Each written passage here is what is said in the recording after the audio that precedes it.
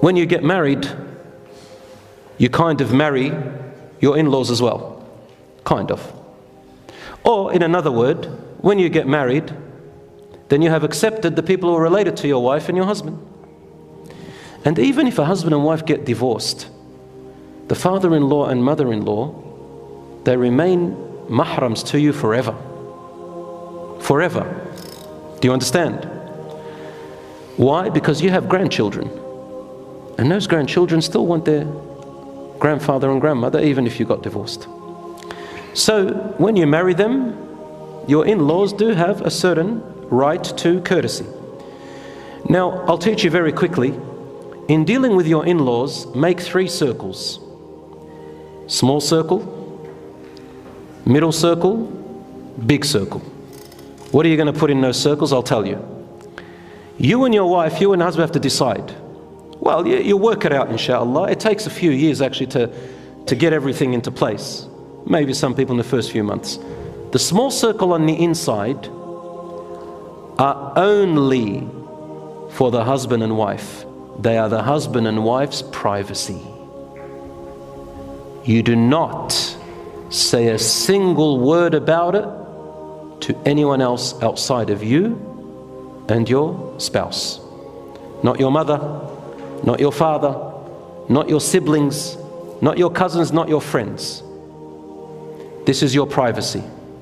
If you want a good household and you want love to increase between you and no problems, brothers and sisters, have your privacy. It's not shared anywhere, not even on social media.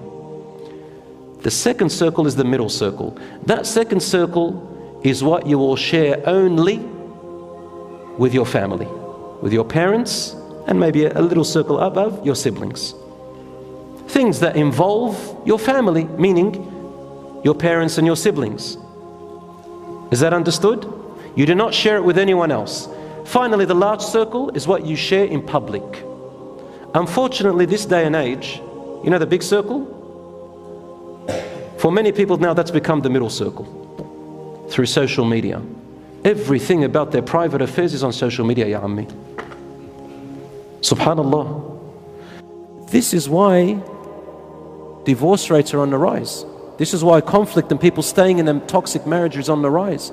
Because you share all your private affairs with everybody. Then people come in and get involved. You're the one who invited them. I don't put the blame on people. I put the blame on you if you're one of them. There is a privacy. Once you share it with your mum and dad or your siblings, guess what happens? They start getting involved because you invited them. You need to draw the boundaries. And you need to tell your mother and father, for example, if they ask any questions about your privacy, say, I'm sorry, Mum, wallah, I love you. Kiss her on the forehead and say, hey, this is Allah subhanahu wa ta'ala has forbidden me. I don't want to talk about my family. She gets upset, she gets upset. Just because she got upset, it doesn't mean you have to all leave each other. La. You still come, you laugh, you smile, you kiss, you say, wallah, I love you, Mum.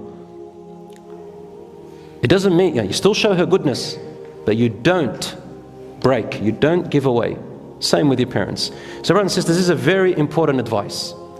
Number 2, this is a bad habit in couples when it comes to their parents and in-laws. They tell their parents and siblings everything. Every time they're upset with each other, they go and tell their sibling. He goes and tells his sister, she goes and tells her sister. They go and tell their mum and dad. Brothers and sisters, let me tell you something. Husband and wife will have conflicts all the time. You guys are learning about each other. You'll probably resolve your conflict in 3 nights. But your parents, guess what? For the next year or 2, they're thinking about it. In fact, you would have probably placed an opinion in their head that your wife's a bad woman or her husband's a bad man. Do you understand what happens? Don't talk about everything to them and don't follow everything they tell you. Number 3, living separately. We said that. Live separately to your in-laws. Don't be too close. Trust me on that one. Get your privacy because it lessens your stress. Lastly, when in-laws wrongfully involve themselves. Sometimes the husband or the wife don't know to listen to their wife or to listen to their mother, to listen to her husband, to listen to her father. My brothers and sisters, let me give you a formula to how to separate the two. Let's say you're the son and your mother demands something from you. This is how you look at it. If what your mother tells you to do, just give you an example, mother tells you to do, is about you personally, then obey her. For example, She says, son, drink this milk that I made. Yani she must have, or drink this sweet that I made, eat it. Obey your mother and eat it, because that's you. Son, help me lift this thing up. Okay. Son, can you take me tomorrow, call the doctor for me, make me an appointment? Yes. But if she tells you to do something that involves something that is shared with your wife, then that is not her right. For example, she says, son, I want you to have your wife pregnant within the next 2 years. I want a grandchild. Wallahi, I've heard some parents that go, if it's not a son, it's not a grandson, I don't want it. Wallahi, I've heard this. So if it's not a grandson, I don't want to see it. Yani, how far do you go? That is the right of the son and of the father and of the husband and wife. The mother has no right to do that. He doesn't obey her. Son, let's say the father says, your wife must dress in this way, or she can't come in. That's between the husband and wife. A brother or a sister says, your wife should be working here, not there. That's none of their business. None of their business whatsoever. Let's say the family comes together and they say, listen, we've all made a donation box, everybody's going to take part. All right. The siblings can take part, but their husbands and wives, they don't have to.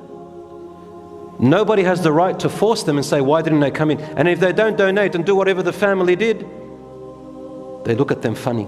Every time they come in the house, her, him, they're stingy, they don't even take, but they don't love the family. Wallahi, this is haram. This is how you divide people. If you love your children, you love your siblings, get out of their business. Leave them alone. And if they do that to your brother and sister, khalas, have a distance. Have a distance between you and them, because you don't want to destroy your family. Don't cut them off, but have a distance. Even if it means the son just goes and visits his parents, and the wife from time to time. Doesn't matter. Sometimes they say, your wife has to help in the house, the parents' house, just like your sister-in-laws do.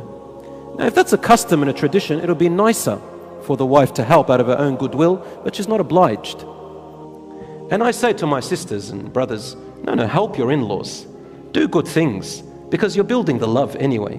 But what I'm saying is that when it comes to a point where it becomes like a force and the wife or the husband, they're tired, they're being oppressed, well, you can back off, you don't have to. And lastly, the cultures and customs, I said it, help each other, inshaAllah. Finally, brothers and sisters, marriage is about harmony, love, and getting together.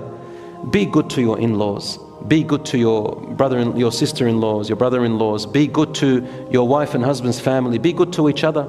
Do extra to what you can. If there's conflict, you and your wife, you and your husband sit down and talk about it. Say, how are we going to deal with my mother's jealousy? How are we going to deal with my father's stubbornness? How are we going to deal with my sister or my brother? The wife and husband can talk together and come to a mutual agreement.